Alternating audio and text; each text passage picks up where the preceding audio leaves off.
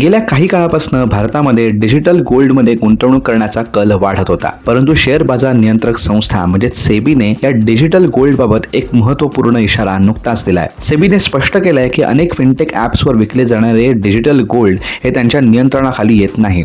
ही ना सिक्युरिटी आहे ना कमॉडिटी डेरिव्हेटिव्ह. याचा अर्थ आता सेबीचे गुंतवणूकदारांना मिळणारं कुठलंही संरक्षण या डिजिटल गोल्डला उपलब्ध नाही. त्यामुळे सेबीने गोल्ड ETF किंवा इलेक्ट्रॉनिक गोल्ड रिसिट्स यांसारख्या नियमित पर्यायांमध्ये गुंतवणूक करण्याचा सल्ला गुंतवणूकदारांना दिला आहे. परंतु आता ज्यांच्याकडे हे डिजिटल गोल्ड आहे त्यांना लिक्विफाईड करता येईल का, त्यासाठी 2 पर्याय सेबीने सुचवले आहेत. तुम्ही ज्या ॲप किंवा प्लॅटफॉर्म्सवरून ते गोल्ड खरेदी केलं आहे तिथेच ते सेल या पर्यायाद्वारे ते विकू शकतात. ते पैसे थेट तुमच्या लिंक केलेल्या बँक खात्यात जमा होतात. असा एक पर्याय गुंतवणूकदारांसमोर उपलब्ध आहे. किंवा तुम्ही तुमच्या डिजिटल गोल्डच्या बदल्यात प्रत्यक्ष सोने म्हणजे नाणी किंवा बिस्किटे यांच्यामध्ये रूपांतरित करून त्यांची होम डिलिव्हरी घेऊ शकता.